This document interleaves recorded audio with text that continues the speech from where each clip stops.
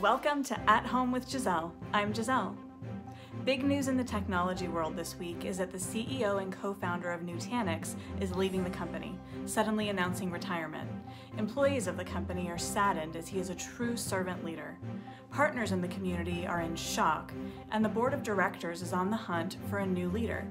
So if you feel you are ready to take on a CEO role for a $1.2 billion company, now might be your chance. Have you always wanted to attend Burning Man? This might be the opportunity to do so without getting dust in your face and actually being able to shower. This week, the Arts Festival has launched their online multiverse. Many of the events are free to attend this year, with others requesting donation. A virtual version of the climactic man burn is set for Saturday, September 5th, so pull out your VR headset and get ready to dance the night away from the comfort of your living room. And you might see me there. It's always exciting when you meet someone through work and think, I want to be friends with this person. That was the case when I met Sara Denham a couple years ago. We both genuinely love what we do and are excited to share that love with the world. Today, we're lucky enough to have her join us to talk about Zscaler, a company that is revolutionizing how enterprises are handling security. Sara, for our viewers that haven't heard of Zscaler, give us a quick overview of what it is you're solving for. We're a cloud security company and we're solving security differently, right? If you think about COVID and what's happened is everybody immediately had to go work from home. And what our customers are telling us is, how can I secure users, applications and sensitive data that are no longer living in the four walls of my corporate office? So if you think of users today, they're accessing corporate applications, they're accessing the internet from places like Starbucks and home, but how do you secure that data?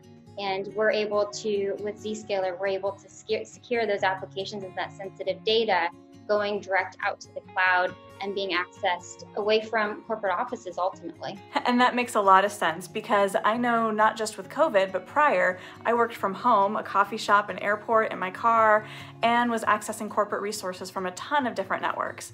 So however great the firewall was at my corporate office, didn't really protect the methods of connectivity I was using.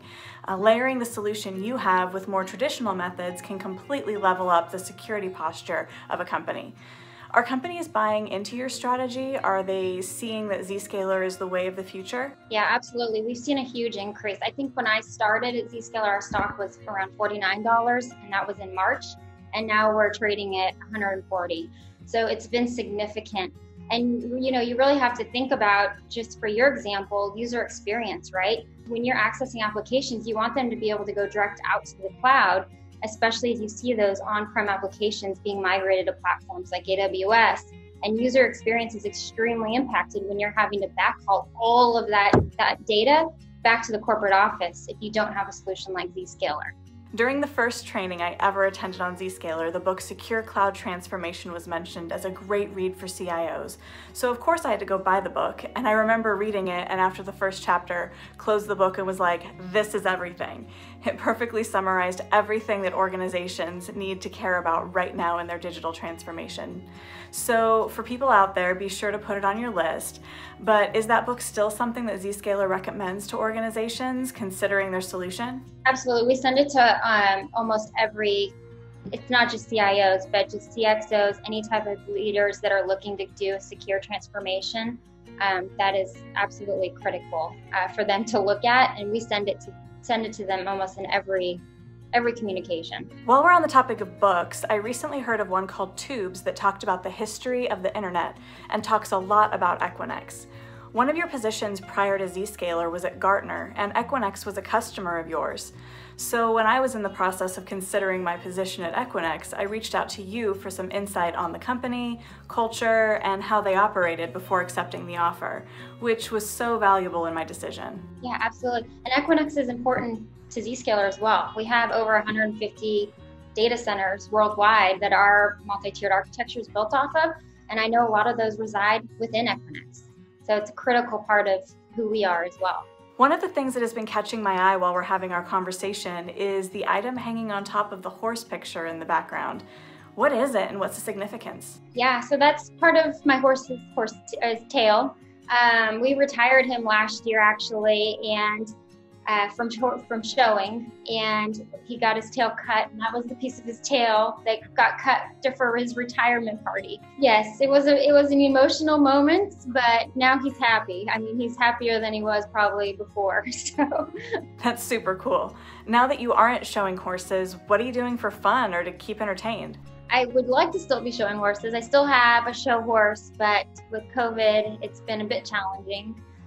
Running a lot, keeping up with the marathon training, and then also we have 3 dogs. We have 3 rescue dogs, 2 pit bulls, and then we call her the third one's a mutt. So they keep us very, very busy and active. I couldn't even imagine having 3 dogs running around all day. Any final words or thoughts for our viewers? So the one thing I really do want to stress is your network is now the internet. People are accessing applications and data from everywhere. And we're not just working with security organizations within our customers. We're working with network teams. We're working with the CIO organization. We're working with infrastructure. We're working with the CISO organization, because it really is a transformational initiative that we're working on with our customers. That's it for today's At Home with Gizzelle. Like the video, subscribe to the channel, and we'll see you next time.